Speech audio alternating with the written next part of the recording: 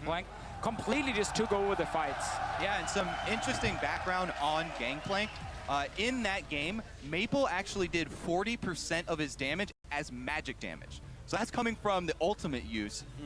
And actually, overall, the average across the world of Gangplanks, the champion just in general normalizes at around 25% magic damage. So it's a lot more magic damage than you would expect. Also helps when you miss all your barrels. So I mean, that's why it was 40% compared to the average of 25. So let's see here. Gangplank is already being banned away. Lulu as well. We would expect Mordekaiser being the last one for SKT. Yeah. That would be an Elise first pick for EDG, unless they wanted Darius up in the top lane. That could be the trade-off SKT is looking for, because Amazing J already played it twice and has been looking pretty solid overall on it.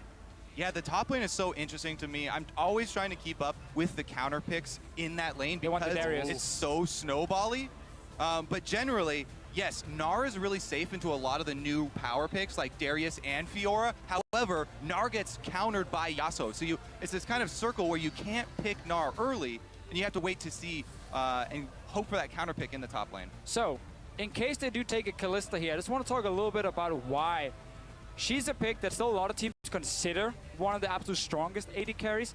And I think in a matchup where it's so much about jungle support synergy, having a strong dual lane is super, super important, because if you win that lane, it opens up for your support to start roaming. And at the same time, if you manage to shut down the enemy spot, he's forced to sit there with his AD carry. He cannot leave the lane, so Kalista suddenly has a lot of value as that lane bully. You can even go Kalista Thresh now if they want, or an Annie pick for Mako. Meanwhile, SKT not giving away anything with their first two picks here. They want to save counter picks for solo lanes as far down in the draft as they possibly can. Rek'Sai, all around great champion, works into any sort of composition that they could possibly run. That does leave the Elise you mentioned for Clear Love. Well, oh, never mind, it was banned. That was banned. So it's good to take Rek'Sai. Again, it would have been the choice for Clear Love. This one here would then kind of change the way EDG maybe were looking to play the early game at first, where they could look to really skirmish early on with the top laner, with your jungler. Skarner, to me, is a good duelist, like one-on-one. If he fights on a Spire there, I think he's very good. But his ganks pre-level 6 are very lackluster. They definitely are. And even more so after the balance changes to him. I really like this lane, though. I think he's still one of the strongest 2v2 lanes, and he works as well, and also offers that hard engage. We know from Mako, he's on point. So already EDG are setting up for, as we talked about just before, strong 2v2 lane that can open up for your support then to start roaming while the other support is stuck on the tower, and you get that map advantage. Plus, having the engage like the Kalista Annie combo does so much for Darius. The one problem for Darius, you know, he's not a tank, he's not an initiator from the top lane. He needs CC, yeah. Exactly. Well, we'll see what these guys can pick to fill in the rest of this role. Then SK Telecom T1 just have tanks so far. If Marin wanted to play a carry, he could do it with his lineup so far. I really want to see them just pick a safe blind mid laner for Faker in the mid lane and get that last pick for Wolf. Never mind, that Darius is open. I'm way out. You talk about safe lanes there. Renekton still extremely strong in the top lane, and Marin definitely no stranger to the champion, has plenty of history with it. So I got my wish that we're going to get the counter pick in the top lane for Marin. He could pick whatever he wanted. They just didn't have to wait because, of course, EDG had already shown theirs. We're not expecting Darius to go into the mid lane.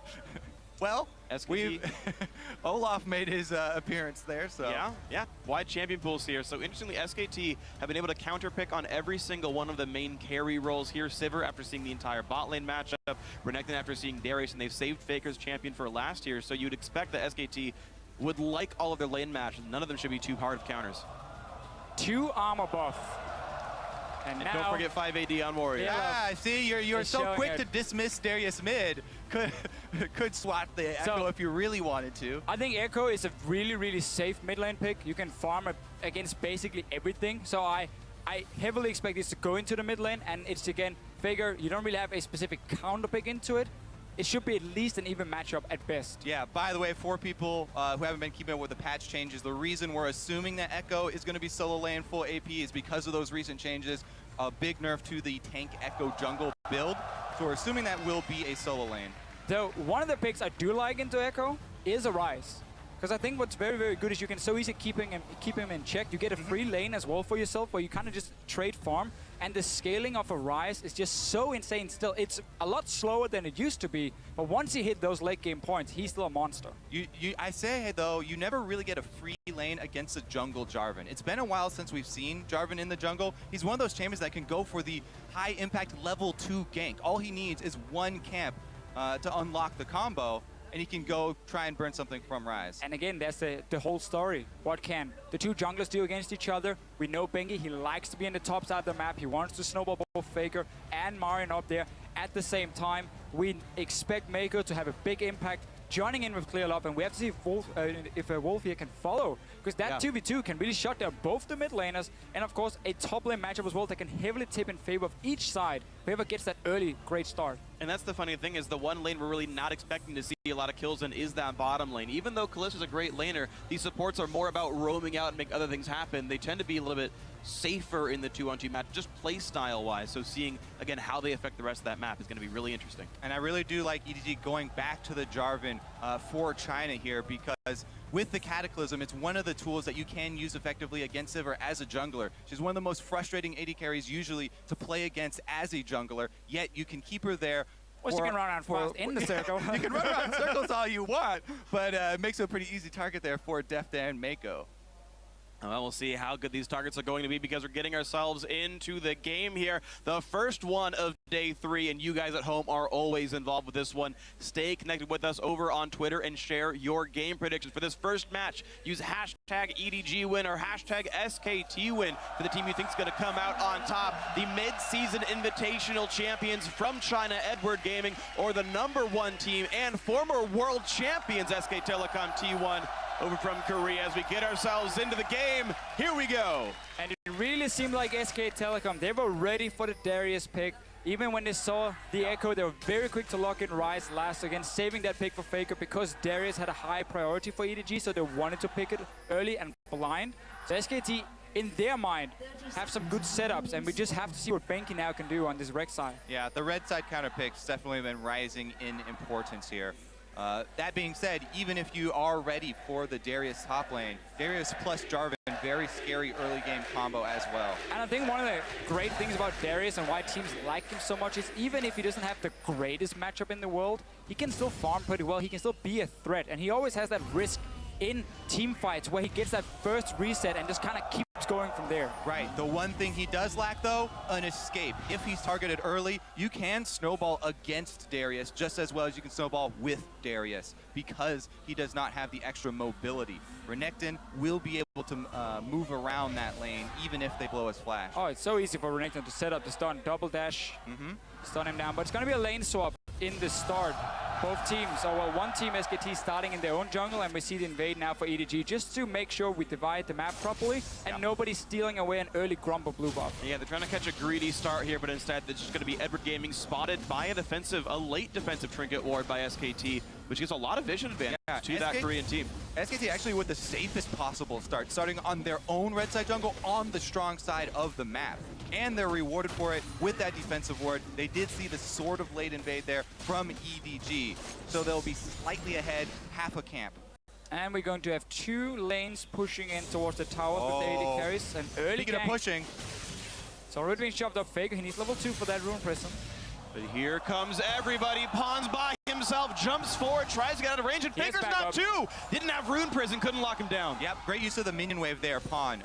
Even though shoving up exposes you, early on, the damage coming from the ranged minions especially is tremendous, and Faker could not continue the chase there, even with the rest of his team coming out of the river. It's always so key, though, which side you're standing at in this mid lane. When we have these early lane swaps, 4 members showing on top side, well, of course you're just going to bounce down towards the bottom, and they're never going to chase you and like blindly face check into someone. This is something that Pawn does so well for his team. I mean, even we just talked about his team was a little bit behind because of sort of late invade. By drawing the rest of SKT out of the jungle to try and gank mid, he bought them a bit of time to catch up here, and SKT have been double jungling, and they've cleared out almost everything. But this is very much the standard Western lane swap in so many ways. The only change we normally see is the top laner coming and taking down tower. SKT is doing it, EDG is not. They continue to double jungle, so they're they're slightly behind in tower damage. But this is an adaptation from the Asian teams. It's no longer that freeze with your top laner and play a very slow lane swap. It's fast-paced. You want to get down that early tower and then swap the lanes around.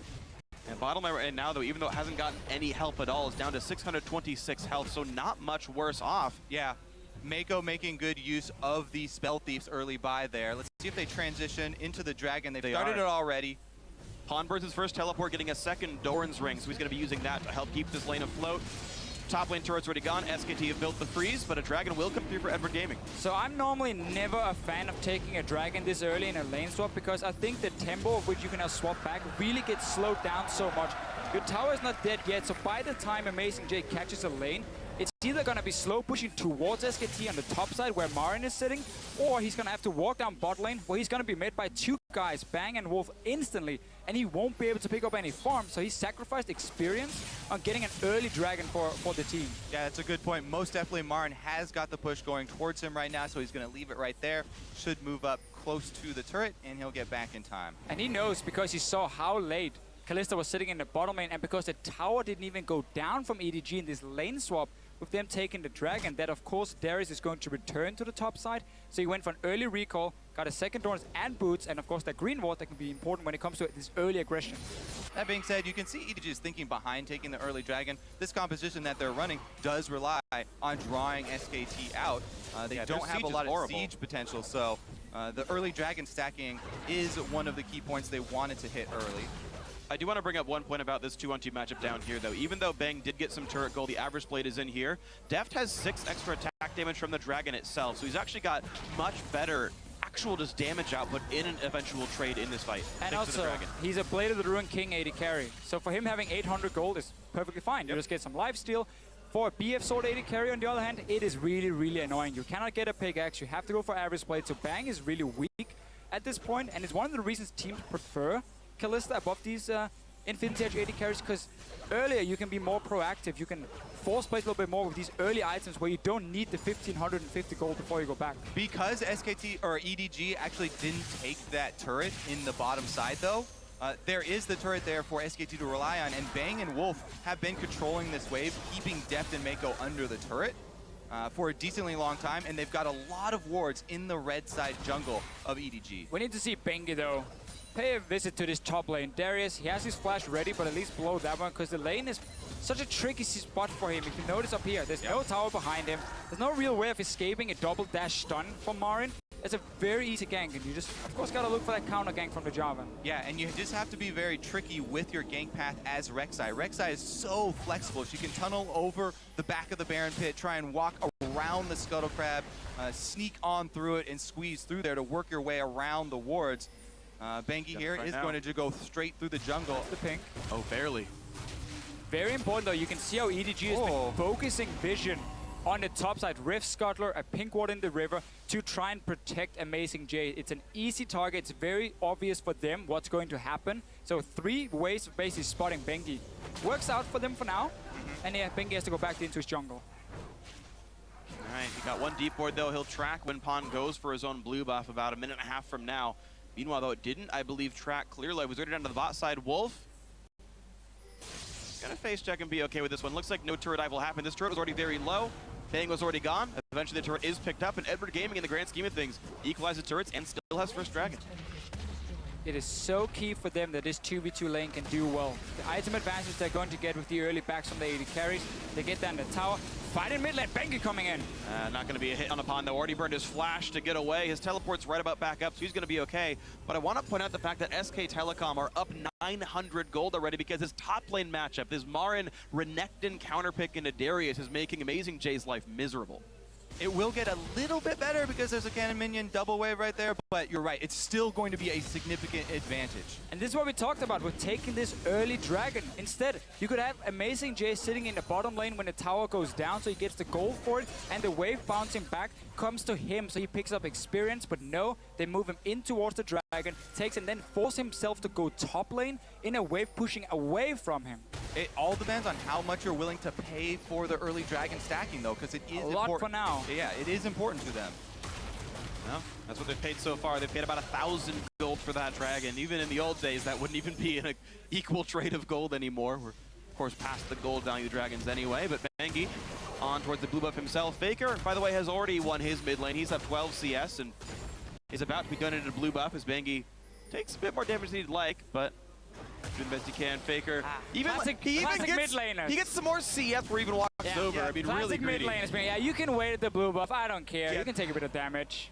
That's definitely triggered me right now. Like, Are you tilted, Kobe? if the mid laner doesn't come over by the time you get the blue buff down, then it's fair game to take it. You just always start the buff right when I recall. That's how you make sure you get your own blue buffs. Just Faker, try to though, make awkward timing. Yeah, I would never, ever take a blue buff from Faker. I would die at the blue buff before I took it from Faker. What if he was playing Yasuo? Because Faker is the late game carry for this team. He's had such a good start on Rise. He's already got both the components for the stacking mana items on Rise, and he's controlling his lane. There's just so much power in the mid lane here for SKT, and they've also been able to ward up around the mid lane for him. Yeah, Echo got locked in blind. I was like, hey, you know, so many good matchups, can farm against it. Just a few bad ones, and Faker is instantly ready with one of them. He's saying himself he can play all the champions in the game. He knows almost every single matchup, and once again, he's showing that he has a massive champion pool. Whoop. Oh, I just missed the Q, though. Faker missed a skill shot on a minion. Well, ignore everything I just said. Yeah. Faker confirmed to be human at least, or the robot's been calibrated badly. We're seeing Clearlove look for a play here. Mako also hiding behind the Fog of War. They're looking to make a play. There's no turret down there, and Rek'Sai just used ulti, so Benki can't join in if something goes awry. Both top laners are full health with teleports as well. You can already see Pawn going to farm Race, so I don't think they're actually going to try and press this. Ooh, spotted on a ward now. EDG instead are going to make the play for Dragon. That was the, looks like the ultimate goal, but they're facing so many wards. SK Telecom just put those down. That was Bangi, who just got a ton of wards over this Dragon area. And this is the main problem with giving up too much gold for the early Dragon. It becomes really hard, even though you have the first one and you want to start stacking them, you can get up to 5 quicker. You don't have the gold to fight the consecutive Dragon fights. Exactly. The thing about Dragon is it looks great to get 1, you get 2, you get 3. You're like, yeah, we're all happy we got some buffs, but they're not worth that much compared to getting a tower, extra farm, experience on maybe your top laner. So it becomes so much more difficult for you to get those 5 Dragons. Faker! Well, shield comes up for Pawn. They're going to go for the play. There's the jump in, and oh, man! It took him 11 minutes, but Edward Gaming first blood's Faker. That will make taking the second Dragon a bit easier. It helps. A lot of wards though from SKT towards this bottom side. They have pinks in the river. They had one on the other side, and yet Faker in the end gets caught out because the roam coming up from Mako, joining with Clearlove. These two guys together, they're going to shut down SKT, or at least going to try. Marin's so far, it's a heading good down, start. and Faker has teleport when he revives in 5 seconds. There's wards right on EDG. They're not going to give this one up. Amazing Jay's going to have to join the team, I think. There's the ulti in for Wolf. TP in, but down goes the support. Edward Gaming 2-0 to start, but now Clearlove gets attacked. That's a trade kill back in Pawn. Now stuck on top of the Dragon. Faker gets his first kill of the game, and then still trades back and forth, but EDG are routed. 3 dead so far. The dunk, it's going to make things clean. He's not going to survive it, but SKT gets more kills and they get the Dragon. Woo, they're able to stop the stacking. What a call there from SKT. Able to clean it up and pressure down bottom as well. Dragon achieved plus bottom lane turret pressure.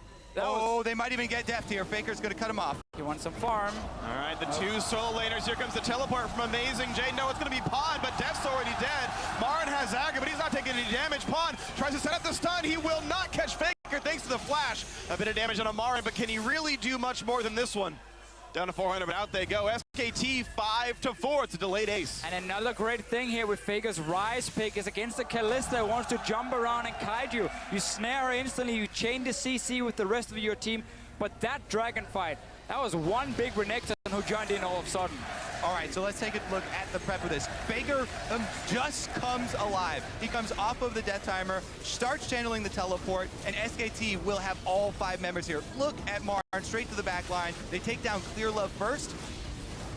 This front line here for SKT is going to be so massive in this game. Bengi does go down in the end, but he's already done his job. And of course, a full HP Faker, ready to clean up and bang with the potion. And sadly, the Doran's Blade lifesteal is not enough. The mid lane teleport, so underestimated. You have to not only worry about the side lane early ganks of it, but also the respawn timer for Faker. Perfect timing there, able to come right into the middle of the Dragon fight. And SKT swing right back into this one. If it looked bad for Amazing Jay before, after being sacrificed by his own team's greed for that first Dragon, Marin just picked picked up some kills as well. He has a Tiamat completed. He can continue to just instant shove the wave, and then he can now start roaming from his top side in towards the mid lane, around the blue buff of EDG, and suddenly that jungle no longer belongs to EDG. It's all gonna be SKTs, and that means this mid tower is suddenly very open, or you just dive whoever's sitting there defending. Yeah, it's looking for SKT. Unfortunately for Amazing J, it was his fault. He teleported so late into the Dragon. I don't know if they didn't have wards, but he joined in after SKT had already started that fight. He's gonna have to reap what he's sown now. Blue buff steal for Faker. He's feeling good about this one, but it will be a trade. Edward Gaming will get one for Pawn. Let's see what kind of deep wards they can get down to. EDG, they do have them inside the blue buff, but SKT pressing mid right now. 4 members on this turret might even be enough to get it. It looks like Mako and Clearlove not gonna arrive in time. EDG respecting the fact that also a Renekton can just come in from the side and don't want to risk anything. No TP for Amazing J.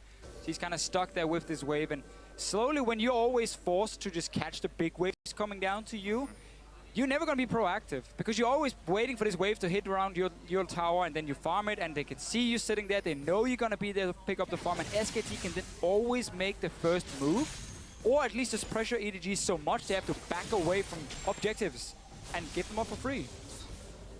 Ooh, I actually like this here. Marin looks like he may be going for Spirit Visions for a second item because for EDG's side, they've got the tank Jarvan, reducing a lot of the attack damage threat that they're going to have.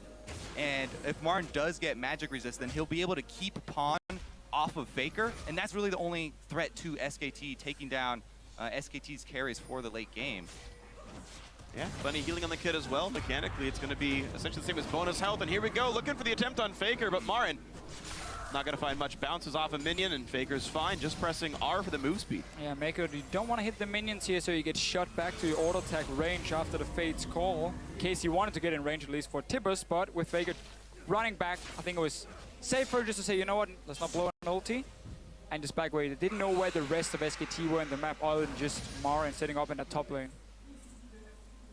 Well, 2 minutes to go until Dragon respawns. Marin will easily have his teleport. Faker is going to have his too. Double teleport, of course, for both these teams right now. It's been SK Telecom done a better job at using them. And for EDG right now, they really want to use this Echo here to try and move him to one of the side lanes. Let him become a bit of a split pushing threat if he can. Maybe find Bang and jump onto him. The problem is he's also the main wave clear for this lineup. So if he leaves the mid lane, it's so easy for Faker just to push it down instantly. It's easy for Marin to push down the top lane. And again, the top side of the map just belongs to SK Telecom. Uh-oh. So much damage. Yeah, Marin trying to chunk him down. He's got a lot of damage in this one. A couple more spells will do it. There's the hit, and wow, the solo kill. Marin chasing down Amazing J in the top lane. And Amazing J was the question mark for us. You know, the team didn't do him any favors with that early start you kept mentioning, Deficio, with the lane swap, but getting caught out there, overextending versus Marin, and Marin's just going to take him down easily.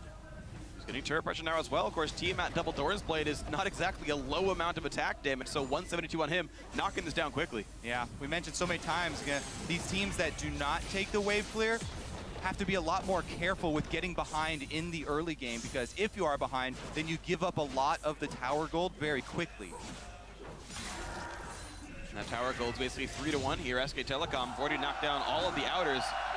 Dragons up in 30 seconds, and SKT are not far away from getting number 2. And right now, Marin is sitting on 1,500 gold. He should be able to go back, spend it before the Dragon fight. He's massive already. This Darius suddenly is just more or less going to be assisting his team by pulling in someone, try and line it up for Echo and for Kalista to take them down. But that damage against the front line of a very fed Marin, and then also Bengu with the Cinderhulk, that can stay alive for a while. Adding a Braum, by the way, against the Kalista to block so much of her damage. Yeah, EDG are very worried at this point. They wanted this comp to get ahead, to keep the Dragon stacking, to keep the neutral zone control. Because they do have problems when you get to the scaling here. The Rise and the crit-based AD carry versus the squad that EDG have to be a little bit worried. EDG wanted too much. They wanted the Dragon stacks, they wanted the early game, and that's not going to happen. And Bang was even allowed to play greedy. He bought Avarice Blade first and has been stacking it still throughout the entire game. It's given him 550 gold so far in that one. So just a lot being stacked up here. Faker, both mana items are basically done here. Tier's got to be close to fully stacked. Seraph's Embrace like to be the next combine there from that needlessly large rod. And with Dragon up SKT already leading by almost 5,000 gold, and Edward Gaming going to try to defend, but that seems unlikely. Yeah, you can even wait for Marin just to poke Amazing J a bit more. We see it, he constantly goes in. He can just sustain back with his Hydra, and suddenly now, if a fight breaks out, it's a 50% HP Amazing J coming in with just a Black Cleaver. That's 1 or 2 hits and he's down. Yep, Marin with his original top lane bully, Renekton. Bringing back the old flavor. We wondered if the teams were going to show anything. SKT on the red side here really showed some very, very smart picks, and maybe EDG getting punished for showing Darius so early in the draft, really putting a lot of priority for Amazing J on it. He's played it every single game here at Worlds, but it allowed SKT to suddenly not have to blind pick a safe mid laner, but get a counter pick for Faker and a counter pick for Marin. And it all worked well. Every single person been able to do just fine from SK Telecom T1. Whoa. This is actually a risky invade here because Bengi doesn't quite have Faker close enough. Yeah. It was just looking to bluff him off of that red buff. Yeah. All is well, all is well. Def gets the red buff himself. He's got Blade of the Ruin King done already. Level 11, but no Hurricane in, so that second item really quite important for Kalista in the real team fights here. SKT, of course, already got the dragon pretty easily, so it's back to doing whatever they want. Yeah. I am going to keep my eye on EDG's use of True Sight, though, because they have been one of the best teams as far as pink ward droppage and upgrading their sweepers fairly early. They really do need to start clearing out some of these SKT wards that have crept into their jungle. They've got defensive wards up, but the True Sight is going to be key if they want to try and make a comeback.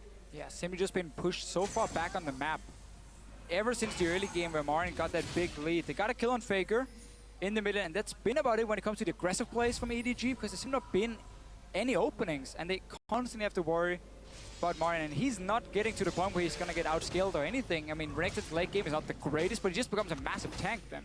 Yeah, it's interesting, though. He went for such an aggressive build. He was building to continue the split push power, right? Go in and finish the Ravenous Hydra instead of going back for an armor item or getting some more durability. He's trying to push Amazing J out of the lane. Now he builds a Giant's Belt, but really trying to knock that side of the map down. Speaking of Faker on this rise, who had such a good early start, besides that one death, he is almost done stacking his tier. Only 100 mana left on that, and only 2 stacks left on the Rod of Ages. So his damage is through the roof. In the next 2 minutes, it's going to be there. And I like this move here from SK Telecom. Take the split, push it down to the there it is. Flash and Death with the Rune Prison. Oh, the Q lands, and that's going to be the kill. Ult not needed. Faker picks up the 7th kill of the game for SK Telecom T1, and just like that, they run towards Baron. And Wolf going to make it count there. If it wasn't for Braum jumping in and landing that Winter's Bite, they wouldn't have been able to finish it. Baiting it. Baron bait. Hiding around the corner. Look how he's throwing spells in there, so they think he's doing it. Well, also he's trying to charge up the passive. It both works. We like it. We take it. No ulti, does have flash, wasn't able to use it to stop anyone out there. Unfortunately, burned the cooldown during the kill onto Deft, and SK Telecom T1, by going for the bait, get nothing off of that kill. He's going to respawn and all will be well. A small raptor right there. Okay, that's valuable in some kind. But what is EDG going to do, really? Because once they send down someone to stop Marin on the bottom side, he's just going to go straight into your face and poke you down to 50% again. And then SKT can even start baiting around Baron, and then have the advantage of a stronger top laner coming in. That's why we keep highlighting how snowbally these 4 teleport games are, because the team that gets the advantage is the one who can utilize that cross-map play. The team that's behind, even if you answer it, you're outmanned and you're outgunned because there's too much gold on SKT's side. Well, everyone except for the top lane is at least keeping close in farm, but the problem is SK Telecom up 2 turrets, up the dragon, and up about 83 CS, and the Marin versus Amazing J matchup are getting farther and farther and farther ahead. Han has yet to find any meaningful stunts with the W, but here comes the teleport flank coming in. It's going to be a home guard Renekton. They cancel the call. Faker didn't want to use his teleport as well, apparently. So they are going to let them retreat to the turret. So that does buy a little bit of time now for EDG, because it is Marin that is so insanely strong. He's the guy you want to have on the bottom side of the map split pushing, where even if he does get ganked by 2 or 3 guys, he can often escape with double dash, and you can then go for Baron. But EDG still needs to understand that this can happen. But they're so far back on the map, so you know what? EDG, they said to themselves, guys, we get a small break here, teleport is down, and SKT's like, well, no, we're just going to take Baron. Marin is running interference here, keeping everybody from even getting close to the Baron, and SKT easily going to burn that down. Perfectly done. They kept vision control for the last minute and a half straight after that previous bait. They let no wards go back in. They stayed on that side of the map, and they knew it was blacked out. Edward Gaming too good to face check, give it away. And everything we see right here is simply just something that started at like minute 5 of this game, with the decisions that were made early on in the lane swap from EDG. Also, again, with the pick and ban phase where they showed that Darius early, Ryze suddenly became such a fantastic pick. 1 against Echo, 2 against the Kalista as well. And Faker have managed to just do his job.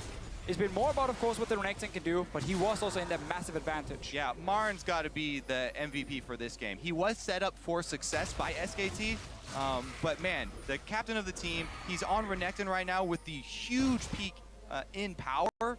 Adding the Sterix plus the regen from the Hydra here, he's going to be... It poses such a difficult question for the enemy team. If you try and take him down and pour damage into him, he only deals more to you, plus he's going to be life-stealing for a tremendous amount. And if you ignore him, he's so fed right now that he's going to rip you apart either way. So, yeah. Catch 22 there, very difficult to deal with. Going to be nearly impossible to deal with Marin here. Going to see if they can find a fight without him. His teleport is still down, and Clearlove trading blows with Bengi, close to equal on both sides. Cinderhulk for both these junglers, despite the warrior buffs in the recent patches. Seems like being a full tank is what they want. Bang Pop guilty to look for depth, but nice easy hop over the wall and nothing picked up there except the Wolfcam. By the way, notice that he did go for the Ravenous Hydra rather than a Titanic, even though he's Renekton, who gets extra health, and he's built extra health items on top of that, really valuing the lifesteal to stay in the fight. So what's the specific mechanic on the item? Ravenous Hydra is actually an activatable spell, whereas Titanic is an on next hit, so it doesn't break the W animation, which is so common for high-level Renekton players there. You pop it after the W. Of course, uncontestable, SKT just completely owns the map. Edward Gaming have shut down. They have no way to get back in the map and stop what SKT is doing. Slow and steady for SKT right here. It's been the same when they faced H2K. They never really went over-aggressive. When they had the lead, they knew how to play it out, and there's just so little room for EDG to make any kinds of comebacks. Yep, Bang here with a couple of Baroned up minions going to take it down. I have to say, though, Freak, it does go both ways, since the Titanic has on hit, and W counts as multiple hits. Yeah. You get multiple actives there, so I really do think the difference is in the lifesteal factor. All right, well, either way, he's gone for that lifesteal factor, and he's still doing quite well for himself. 3-0 and 3. The only Death member on his team, in fact. Marin sees that his top lane turret went down. He's angry and kills the minions for it, but still. It's Edward Gaming at best getting trades, but still losing and losing and losing in Dragons. Exactly. So for SKT, no rush yet. Not at all, really, with the Ryze coming in for the late game. Already fully stacked on tier, Rod of Ages. It is heaven right now for SK Telecom. There's only one outer turret left in the mid lane. And only really the Echo as the wave play on the side of EDG. You can go for a dive if you want on SK Telecom side. It's not really much of a threat too. Yeah, I mean, well-prepared game by SKT, but really well executed as well. I mean, we always mention shot calling and briefly sort of gloss over it. It looks like Bengi here kind of work on some true sight, and Faker goes in. Finds Clearlove and a ton of damage right away. They try to burst him back out, but Faker's totally safe. Clearlove running away as fast as he can, but it's not good for Pawn in the mid lane. He's getting a lot of damage on him. A knockup comes back through thanks to Maker, but look how little damage Marin is taking. The Echo finally falls. It's a 1-for-0. SKT had to work for it. No, 2, as Clearlove followed well. Still win the fight though. That was the engage from EDG. They can do with the Annie, with the Kalista, but they just have no damage at this point. SK Telecom pushing it out 2 lanes. Faker decided to say, you want to jump me? I'm just going to go down to the bottom lane and start farming. Yeah, I was going to, start filling there with some explanations behind shot calling and try to elaborate, but SKT keep up the pressure here. They don't let you breathe for a second. There was an outer turret left saying that they wanted to claim first. So it's interesting how defensive SKT are playing this game, but first, let's take a look at that fight. Well, we get the hard engage. It's what EDG basically have to do. They think they can catch out Faker, but he has the shield. He can flash out from this one, and then the movement speed to just run away, and the rest of SKT is coming. Marin is still such a monster in the backline. Yeah. And there's no damage to take him down. Exactly. That's the full tank driver that we mentioned earlier. Even though they're able to get the combo of Annie and him, locking up Faker, they stunned him, chained it into the knockup. There's just no damage to follow it up. So I wanted to bring up something really briefly around the defensive play of SKT, right? They're taking a long time to kill the turrets. They're not really diving anything too crazily. Bang not only went 3rd item Quicksilver Sash, but he's actually maxing Spell Shield 2nd. He's already got 5 points of that on the Sivir, leaving Ricochet alone. That's actually very uncommon as far as silver builds go, but it basically guarantees he's not going to get caught out by the Darius. He can spell shoot a lot of his spells and not get killed in the back line. You're in a situation where being more defensive in terms of your items and in terms of your skills is even better, because again, there's just no way for EDG then to kill you, even if you do play a little bit over aggressive. And it's just so good for SK Telecom in this situation. They can already now basically start looking at what went so well in this game, because they're obviously going to face EDG one more time in this group, and they want to make sure they can 2-0 them now so they get that #1 seed. Because this performance here, it was a very, very smart pick and ban phase, and I think EDG made some clear mistakes. We've highlighted them a few times, we're showing picks early, and then this early dragon is just the wrong call. You can never do it. Yeah, it's that dragon call that we just have to keep revisiting, because that was the breaking point there. They were a little lackadaisical getting down to the dragon after killing Faker, and opening up the option there to keep the chain going. But that's, again, why we praise the good shot calling so often. It's because it's the ability to quickly assess the game state and make a choice based on the probability of success of the play, weighted by the net gain that you'll get from that play. At Season 4 Worlds, Samson White came in as a team. They had, so many different things they put in. They tried to change the meta. It was for the better. They had so many smart calls. One of the things they did so well was value experience over buffs or gold or whatever in lane swaps in the early game. So by taking early dragon, it might look fancy on paper. Hey, we got some more AD, some AP coming in. But when you're falling behind in experience, it just starts a small effect where suddenly you fall further and further behind. It becomes harder and harder for you to do anything. SK Telecom, of course, knowing that, just executed really, really well, and then use this Renekton to just constantly go aggressive. Yeah, you always have to keep that opportunity cost in mind. That's why a lot of North American teams as well have been deprioritizing rushing for the early dragons.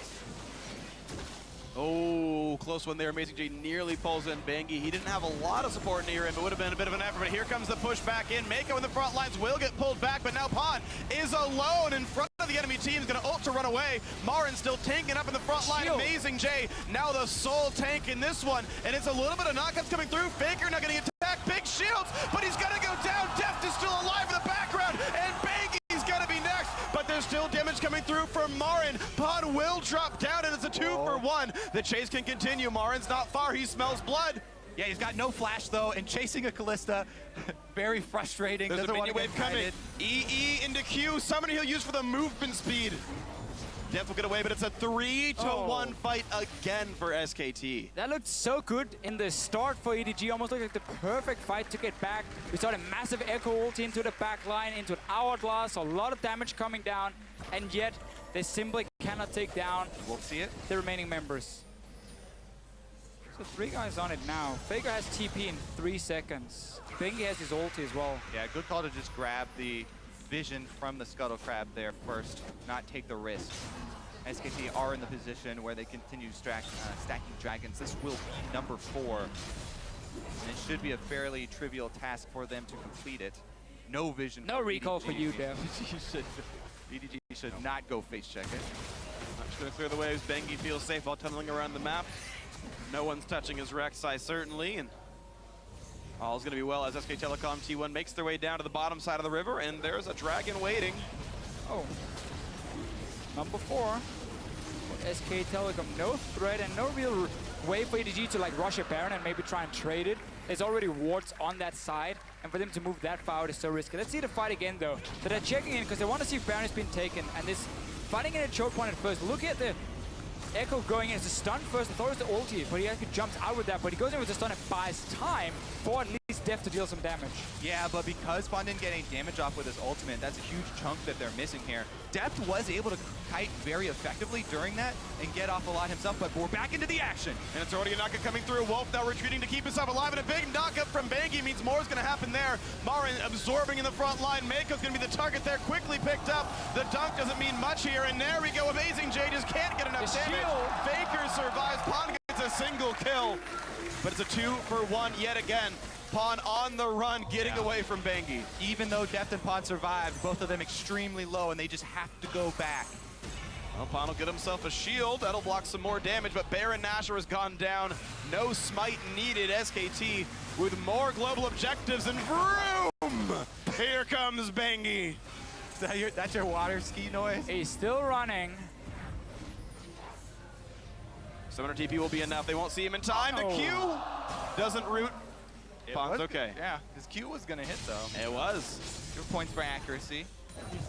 It did miss. Does that really count as accuracy? Is it a dodge? Or I guess it's a dodge more than a miss. Fair enough. I yield, Freak. I have to say, though, this game has not been about Faker. No. Nope. This entire, I mean, aside from the game against Bangkok Titans, which is a fun one, none of these games have been about Faker. They've been about Marin almost exclusively here. Game 1 is Fiora. Won them the game against H2K. Game 3 now is Renekton is honestly winning the game against Edward Gaming. And team play, right? Yeah, absolutely. Yeah, exactly. I think it's well-executed lane swap from SK Telecom, and then the fact we are in a meta where top lane can get out of control so easily, just a small advantage is enough to get him rolling. And when he has this pick with the Renekton who can always jump on a low mobility Darius, it's so easy for him to just push the advantage over and over. And Sivir buffing them up, they're going in. And here they go, Dev's gonna get cleansed, but it's not gonna be nearly enough. Faker picks up the kill, Mako's next easily, and there's really not much that Amazing J's gonna do on this one. Pon pops Yuldi for a bit of damage, Zonya's to buy some time, but who even cares anymore? SK Telecom T1 barely take any damage as they ace Edward Gaming. It's just a formality now for the Nexus. That's gonna do it. 3-0 start to the World Championship. SKT undaunted take down Edward Gaming. We had one big team fight where it looked like EDG maybe could come back. I even thought the Echo got into the backline with his ulti, but it was just him stunning him, so there was no damage, and that was really the story here for EDG. Once they fell behind, they never had enough damage to kill the front line of SK Telecom, and it bought so much time for Faker and Bang to just safely sit there, and even Marin, of course, with this Renekton being a monster and just taking out 2 or 3 guys every time. EDG very clearly focusing heavily on the Dragon. As you mentioned, giving up a lot for it in the lane swap, and then after the kill on Faker, rushing over to it even though Faker had his teleport up and the death timer so short in that period of the game. Yeah. SKT were able to swing it back in that moment. It was basically 2 Dragon Calls. Level 1 or level 2 in the lane swap, and then the one you mentioned, but we saw both teams go for the Western lane swap in the start with